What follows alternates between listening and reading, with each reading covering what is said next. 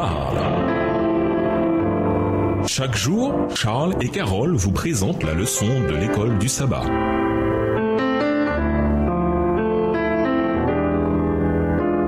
Bienvenue à votre émission Dieu nous parle. Nous voilà à la leçon de vendredi pour aller plus loin. Les Israélites parurent sincèrement repentants et attristés de leur déplorable conduite. Mais c'était le résultat de leur égarement qu'ils regrettaient et non leur ingratitude et leur désobéissance. Constatant que le Seigneur ne s'était pas affaibli dans son décret, ils affirmèrent à nouveau leur volonté et déclarèrent qu'ils ne retourneraient pas dans le désert. En leur commandant de se retirer du pays de leurs ennemis, Dieu mettait à l'épreuve leur soumission apparente et prouvait qu'elle n'était pas réelle. Ils savaient qu'ils avaient commis un péché odieux en se laissant aller à un mouvement de violence criminelle contre les espions qui les suppliaient d'obéir à Dieu. Mais ils étaient terrifiés d'avoir découvert qu'ils avaient commis une terrible faute dont les conséquences seraient désastreuses. Leur cœur n'étant pas changé, il ne leur fallait qu'un prétexte pour recommencer la révolte. Ce prétexte fut l'ordre divin intimé par Moïse de retourner au désert. Extrait du livre Patriarches et Prophètes, chapitre 34, page 364, livre écrit par Ellen G. White. La foi ne peut être l'allié de la présomption.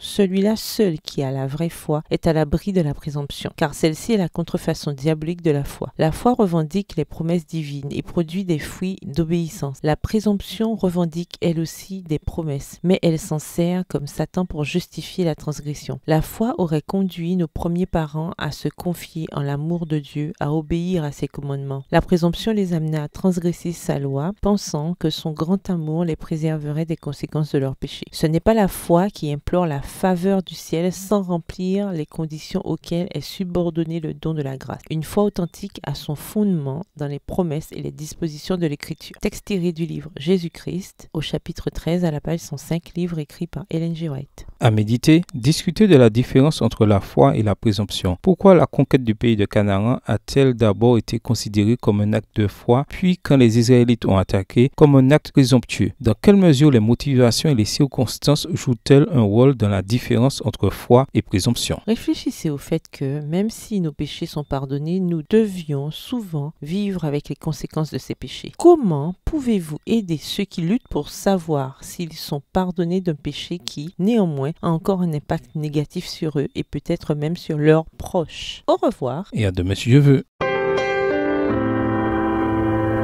Dieu nous parle.